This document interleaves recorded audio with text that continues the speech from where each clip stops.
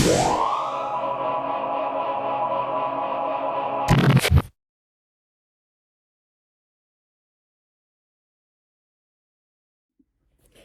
welcome back to the Addicted Motors YouTube channel. Got a little different one for you today. I was kind of toying around with a different type of series that I could produce very quickly and, generate a little bit more content. I think I like the idea of going through and screen grabbing some of these auction trucks that we're seeing and kind of discussing, the price, the condition, what they're going for, and the kind of the general market, seeing how there's been an obvious downturn in the used market for things like secondhand Land Rovers. It's actually got extremely cheap, which is good and bad. It's bad for people like me that like to take risks on things since most of them are very broken.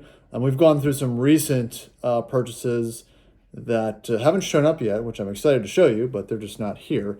So that'll probably be in the next couple of days. Also including some potential fraud. I don't want to say fraud, but someone tried to pull one over on us, and we actually was sent to arbitration and won, and no longer have to keep the vehicle. But I'll make a separate video about that. But in this video, just going to do a run through of a very expensive Defender that has been for sale for a while, and then maybe we'll go back through some cheap stuff and we'll do some commentary, and then let me know if you like this type of format. Again, a lot of people go to auctions to do walkarounds, but that's not very realistic because they're mostly not there to buy. I want to do it from this perspective of a buyer that is only given the information that is shown on, I'm using Manheim, to make an informed decision, if possible, about a potential purchase. And it's getting very risky these days to do such a thing, and I don't know if that format's going to be viable for much longer in the future. So that's what I got. Stay tuned for the video, and again, let me know in the comments if this is something you want to see again. Thanks. All right, so here's the first one that I want to talk about. Now, this Defender 110, it's listed as a 96. It's listed for $415,000. That's almost 100 and some more than I paid for my first home.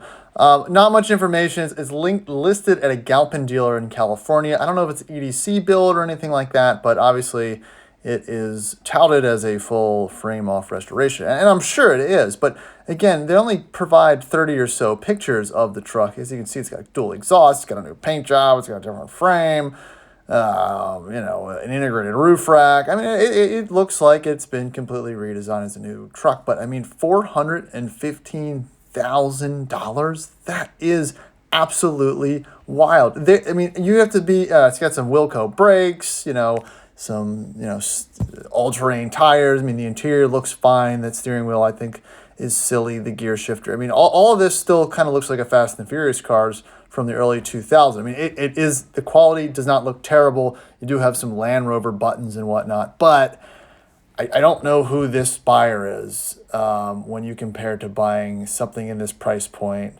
like a roof Porsche or some other crazy resto mod. This doesn't do it for me. Even if I had the money, it's just very interesting to see it laid out in a presentation like this with no build information, no nothing, and just a $500,000 price tag on it. I'm sure after fees and all that, I have no idea what a Manheim fee would be on a purchase this high. LS9, 7, it doesn't look supercharged. So yeah, I mean, this is the kind of stuff that's literally for sale, and there's two of them actually. This is the more expensive of the two. So pretty wild.